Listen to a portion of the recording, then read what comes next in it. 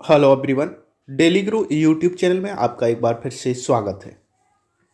Mission प्रेरणा के अंतर्गत ध्यान आकर्षण मॉड्यूल की क्विज 2 दिसंबर 2020 को जनपद मिर्जापुर में आयोजित की गई, जिसमें तीनों मॉड्यूल पर आधारित लगभग 10 प्रश्नों को शामिल किया गया और ये अत्यंत कठिन सवाल थे। हो सकता है कि ऐसे प्रश्न आपके भी जनपद में पूछ लिए जाएं, इसलिए आवश्यक है कि आप इस वीडियो को पूरा देखें, जिससे कि आपको सभी प्रश्नों के उत्तर आसानी से मिल सकें और आपके जनपद में आयोजित होने वाली क्विज परीक्षा आप आसानी से क्वालिफाई कर सकें। और यदि आप हमारे व्हाट्सएप या टेलीग्राम चैनल से नहीं जुड़े हैं तो आप ज़रूर जुड़ जाएं, जिनके लिंक आपको इस वीडियो के डिस्क्रिप्शन में मिल जाएंगे। वहां से जाकर के आप हमारे दोनों ग्रुपों को ज्वाइन कर लें, जिससे कि वहां पर इन्फॉर्मेटिव वीडियो और पीडीएफ्स समय समय पर मिलते रहते हैं। तो शुरू करते हैं आज का वीडियो। तो सबसे पहला प्रश्न है आज का, ध्यान आकर्षण के परिशिष्ट 4 में कितने तरह के प्रश्नों का वर्णन किया गया है।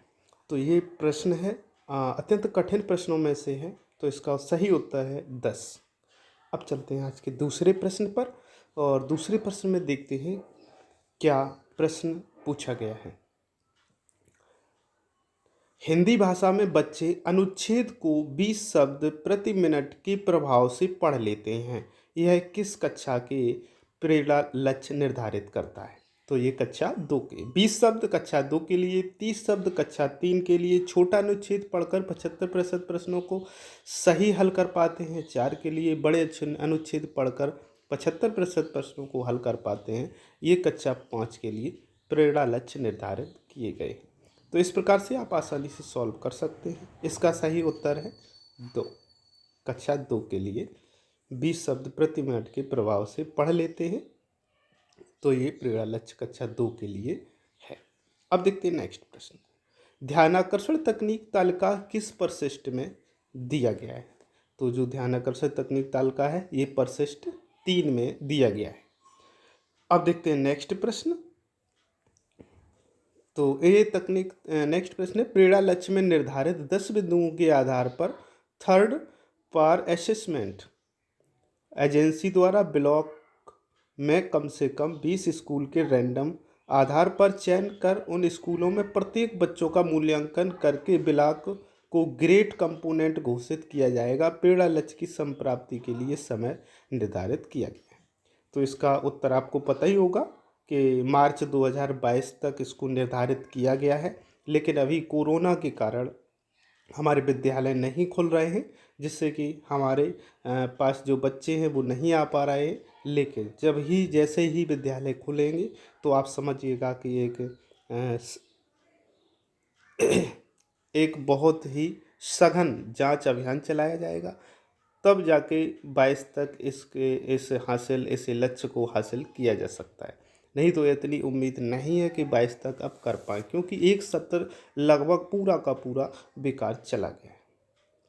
अब देखते हैं नेक्स्ट प्रश्न। ध्यानाकर्षण शिविर हेतु समय सारणी में प्रत्येक वादन के लिए कितना समय निर्धारित किया गया है।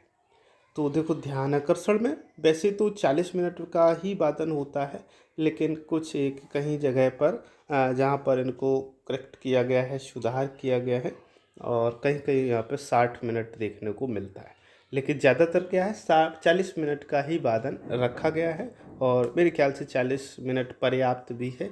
60 मिनट ज़्यादा हो जाएगा बच्चों के हिसाब से भी, तो अब जो निर्धारित होगा उसी के आधार पर हमें अपनी क्लासों को चलाना होगा। अब देखते हैं नेक्स्ट प्रश्न। तो ध्यानाकर्षण शिविर के छठे सप्ताह की कक्षा शिक्षण के लिए चयनित तकनीक कौन सी है। तो इसमें पहली लिखी हुई है समूह कार्य या जोड़ी कार्य, सिखाने के लिए बातचीत, सकारात्मक प्रतिपुष्टि। तो ये जो विकल्प है ये सभी सही लग रहे हैं, इसलिए हम इसका सही उत्तर लगाएंगे उपरोक्त सभी। तो ये प्रश्न बहुत इम्पोर्टेंट है। यदि आप देखें तो ये प्रश्न हद तक टफ है, कठिन है, इसलिए आप ऐसे वीडियो जरूर देखा करें जो भी अपलोड हों। बच्चों को समय की महत्ता समझाने के लिए शिक्षक क्या करें। शिक्षक समय सारणी के अनुसार कार्य करें। शिक्षक स्वयं विद्यालय समय पर आएँ, समय सारणी का ध्यान रखें। तो ये तीनों विकल्प सही हैं, इसलिए जो इसका सही उत्तर बनता है इस प्रश्न का वो होगा उपर्युक्त सभी। जब आप शिक्षक हैं, शिक्षक जब समय सारणी का प्रयोग करेंगे, विद्यालय समय पर आएंगे, तब ही बच्चे समय पर आ पाएंगे। यदि आप लेट होंगे तो बच्चे भी लेट हो जाएंगे। अब चलते हैं नेक्स्ट प्रश्न की ओर। शिक्षण तकनीक अभ्यास के अवसर देना से बच्चों को क्या क्या लाभ होंगे। तो जो शिक्षण तकनीक है उससे बच्चों को अभ्यास के अवसर देना, बच्चों में संबंधित दक्षताओं की स्थायी समझ बनेगी, बच्चों को स्वयं सीख करके सीखने का मौका मिलेगा, बच्चों को बार बार अभ्यास करने में सफलता प्राप्त होने की प्रतिपुष्टि मिलेगी। तो ये जो तीनों विकल्प है ये सभी सही है, इसलिए इसका उत्तर होना चाहिए उपर्युक्त सभी, क्योंकि जिस हिसाब से ये विकल्प हैं उस हिसाब से ये तीनों विकल्प सही हैं। तो अब चलते हैं नेक्स्ट प्रश्न की ओर। ध्यानाकर्षण मॉड्यूल के भाग 4 में कुल कितने परिशिष्ट दिए गए। तो जो ध्यानाकर्षण मॉड्यूल है इसका जो परिशिष्ट 4 है उसमें आपको क्या बताना है, परिशिष्ट बताना है भाग 4 में। वैसे ध्यानाकर्षण सबसे पतली पुस्तक है, इसमें 4 भाग हैं और 4 भाग में के चौथा जो भाग है उसमें परिशिष्ट बताने, तो इसमें 5 परिशिष्ट दिए गए हैं। पहले में क्या है, आरंभिक परीक्षण के प्रपत्र, दूसरे में क्या है, अधिगम परिणाम आधारित प्रगति विवरण, तीसरे में प्रभावी शिक्षण तकनीक तालिका, और चौथे में अक्सर पूछे जाने वाले प्रश्न, और पांचवें में है ध्यानाकर्षण शिविर समय सारणी। तो इस प्रकार से ये 5 दिए गए हैं। अब देखते हैं नेक्स्ट प्रश्न। परिशिष्ट 1, आरंभिक परीक्षण प्रपत्र में किन किन विषयों की परीक्षण प्रपत्र नमूने दिए गए हैं। तो आरंभिक परीक्षण प्रपत्र में हिंदी, विज्ञान, अंग्रेजी यानी कि सभी उपर्युक्त सभी विषयों के नमूने दिए गए।